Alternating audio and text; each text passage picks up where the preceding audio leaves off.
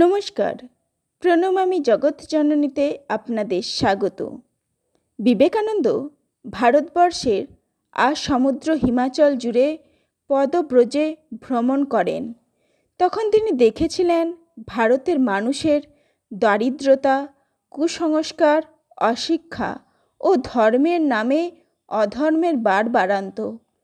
তখন তিনি উপলব্ধি করলেন এই ভারতবাসীদের কিভাবে উদ্ধার করা যায় এবং সেজন্য তার প্রকৃত সাধনা কি হওয়া উচিত। আজ আপনাদের শোনাব সেই কাহিনী। তার আগে আপনাদের কাছে আমার ছোট্ট আবদার বলতে পারেন। প্রণমামি জগৎ জননীতে নতুন হয়ে থাকলে এটি সাবস্ক্রাইব করে বেল নোটিফিকেশান অন করে রাখুন, যাতে এ ধরনের ভিডিও সবার আগে পেতে পারেন। ভালো লাগলে অবশ্যই লাইক, কমেন্ট ও শেয়ার করতে ভুলবেন না আপনার বন্ধুবান্ধব ও প্রিয়জনদের। শুরু করছি আজকের আলোচনা। ঊনবিংশ শতাব্দীর ভোগবাদী দুনিয়ায় স্বামীজিই প্রথম আত্মিক ও আধ্যাত্মিক উৎকর্ষের বাণী প্রচার করেছিলেন।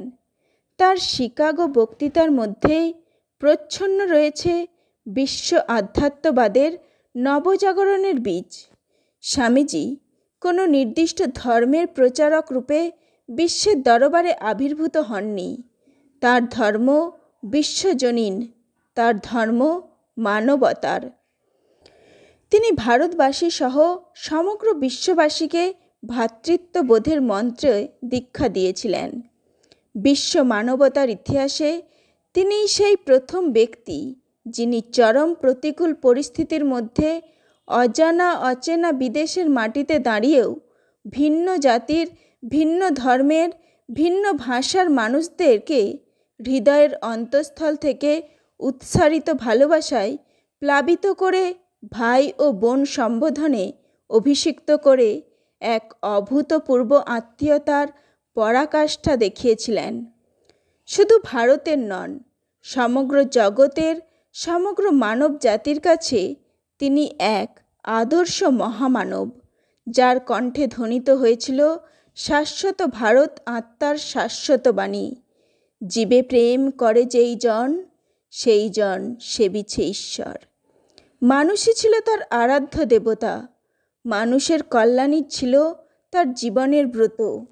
সর্বকালে সর্বদেশে বিবেকানন্দের প্রাসঙ্গিকতা তাই আজও অম্লান।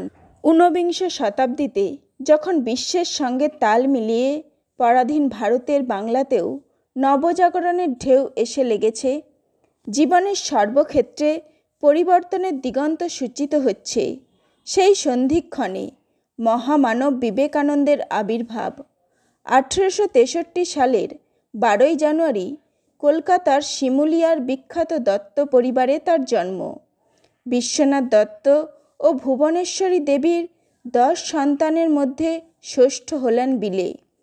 ছোটবেলায় সাহসী, কৌতূহলী, যুক্তিবাদী, অসামান্য মেধাবী, সংস্কারমুক্ত মনের অধিকারী এই বিলে ওরফে বীরেশ্বর ওরফে নরেন্দ্রনাথই পরবর্তী ভারতের বিবেক ও বৈরাগ্যের মূর্ত প্রতীক স্বামী বিবেকানন্দ, সংক্ষেপে স্বামীজি। বেদ, বেদান্ত, উপনিষদ, ধর্মগ্রন্থ, অষ্টাধ্যায়ী, মহাভাষ্য, বিজ্ঞান, বিভিন্ন দেশের দর্শন শাস্ত্র নিবিড়ভাবে অধ্যয়ন করে বিবেকানন্দ এক বৈদান্তিক সাম্যবাদের প্রচারের মতাদর্শ গ্রহণ করেছিলেন। তিনি ভারতবর্ষের সমুদ্র হিমাচল জুড়ে এমন একটি সংস্কারমুক্ত সমাজের স্বপ্ন দেখেছিলেন, যেখানে ব্রাহ্মণের জ্ঞান, ক্ষত্রিয়ের সভ্যতা, বৈশ্যের উদ্ভাবনী শক্তি এবং শূদ্রের সাম্যের আদর্শ সম্মিলিত হয়ে ভারতবর্ষকে এক মহামানবের পুণ্যতীর্থে পরিণত করবে। কিন্তু সমুদ্র হিমাচল পদব্রজে ভ্রমণ করে বিবেকানন্দ দেখলেন অচেনা এক ভারতবর্ষকে। 5 বছরের এই ভ্রমণকালে দেশ জুড়ে অশিক্ষা, দরিদ্র, সীমাহীন দুঃখ দৈন্য, ধর্মের নামে অধর্মের বাড়বাড়ন্ত দেখে তিনি বিচলিত ও মর্মাহত হলেন। গভীর বেদনার সঙ্গে তিনি অনুভব করলেন অশিক্ষিত, অজ্ঞ, দুঃখ জর্জর আপামর ভারতবাসীর সার্বিক মুক্তি সাধনাই হওয়া উচিত তার প্রকৃত সাধনা। সেই সঙ্গে উপলব্ধি করলেন অশিক্ষা, কুশিক্ষা, কুসংস্কার, অধর্ম ইত্যাদি দূর করতে হলে প্রথমেই দরিদ্রের নিদারুণ অভিশাপ মোচন হওয়া দরকার। তিনি আরও অনুভব করেছিলেন, অধঃপতিত এই জাতিকে পুনরায় স্বমহিমায় প্রতিষ্ঠিত করবার জন্য চাই উদ্যোগী যুবশক্তি। তাই তিনি তৈরি করতে চেয়েছিলেন চরিত্রবান ও বলিষ্ঠ মানসিকতার যুবক দল। তাদের প্রতি স্বামী বিবেকানন্দের আহ্বান বাণী ছিল, তোমরা মায়ের জন্য বলি প্রদত্ত। তার আহ্বানে, তার ত্যাগ ও আদর্শের মন্ত্রে উদ্বুদ্ধ হয়ে সেদিনের যুব সমাজ ভারতবর্ষের শৃঙ্খলা মোচনের জন্য বদ্ধপরিকর হয়েছিল। তিনি তাদের অন্তরাত্মাকে জাগ্রত করবার জন্য ডাক দিয়েছিলেন, হে যুবকবৃন্দ, দরিদ্র অজ্ঞ নিপীড়িত মানুষের ব্যথা তোমরা প্রাণে প্রাণে অনুভব করো। হে বীর, সাহস অবলম্বন করো।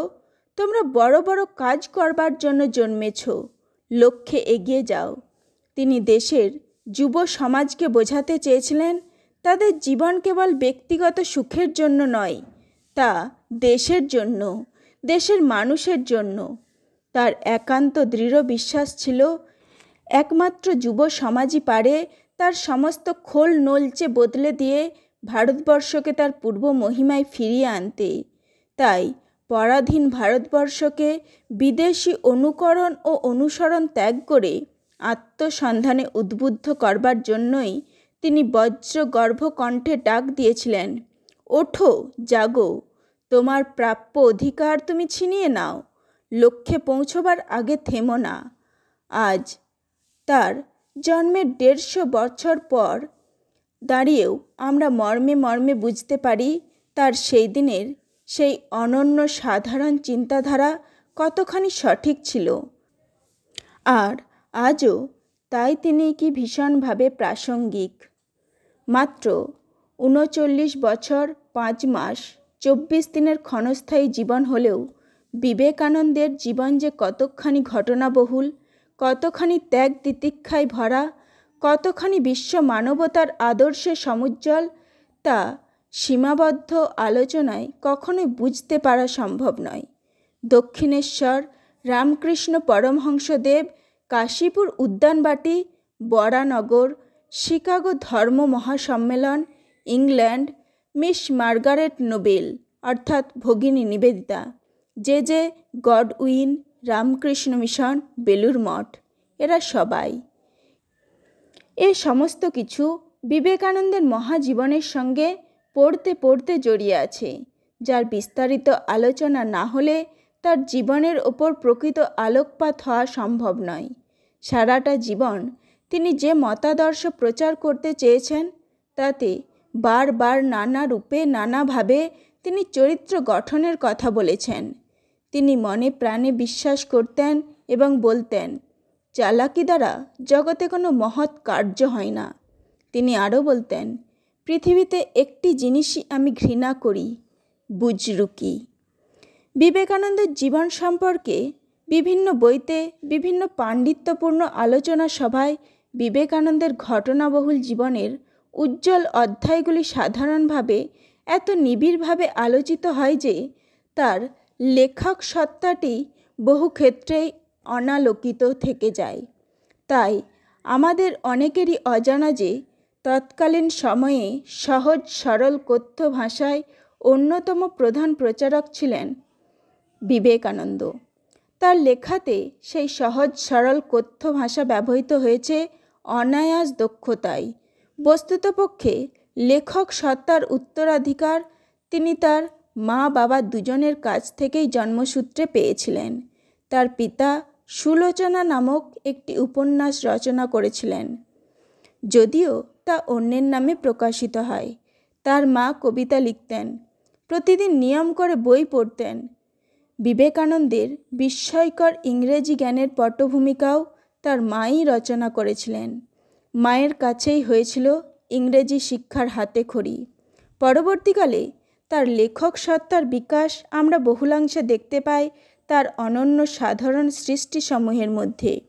সেগুলির মধ্যে উল্লেখযোগ্য পরিব্রাজক, প্রাচ্য পাশ্চাত্য, ভাববার কথা, বর্তমান ভারত, কর্মযোগ, রাজযোগ, জ্ঞানযোগ, ভক্তিযোগ প্রভৃতি বাংলা ও ইংরেজি গ্রন্থ। এছাড়াও রয়েছে অসংখ্য কালজয়ী বক্তৃতা ও ভাষণ, অজস্র মূল্যবান চিঠিপত্র। এ পর্যন্ত পাওয়া চিঠির সংখ্যা 777টি। তবে কি বিবেকানন্দের জীবনী হল তার বাণী, তার প্রদর্শিত পথ তার বাণী, রচিত গ্রন্থরাজি, অজস্র বক্তৃতা, ভাষণ, পত্রগুচ্ছ, এ সব কিছু আমাদের এক অমূল্য সম্পদ, যাতে কান পাতলে শোনা যায় তার অমর বাণী। হে ভারত, ভুলিও না, নিজ জাতি, মূর্খ, দরিদ্র, অজ্ঞ, ম্যাথর তোমার রক্ত, তোমার ভাই। হে বীর, সাহস অবলম্বন করো, সদর্পে বলো, আমি ভারতবাসী, ভারতবাসী আমার ভাই। ঠিক সেজন্যই এক একান্ত আলাপচারিতায় রবীন্দ্রনাথ রোমারোলাকে বলেছিলেন, if you want to know India, read Vivekananda. তিনি যে সময়কার ব্যক্তিত্ব, সে সময়ে তিনি তার চিন্তনে, মননে, জীবন দর্শনে ও সৃজনশীলতার অনন্যতায় যে প্রভাব ফেলেছিলেন এবং বর্তমান সময়ের নিরিখে তার প্রাসঙ্গিকতা কতখানি, সে বিষয়ে চিন্তাভাবনা আমরা কমই করি। তবে কিনা বিবেকানন্দের অনন্য সাধারণ এক মহামানব, মহাজীবন, আর সেই মহাজীবনকে চিনতে বিশ্ববাসীর ভুল হয়নি। আজ তাই সীমিত হলেও দিকে দিকে নতুনভাবে তার জীবন ও বাণী নিয়ে নতুন নতুন মূল্যায়ন হচ্ছে। কেননা বিবেকানন্দ শাশ্বত ভারতের যুব সমাজের এক মূর্ত আইকন।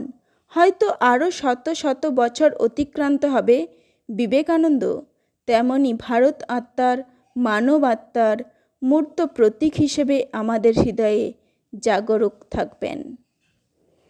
জয় স্বামী বিবেকানন্দের জয়।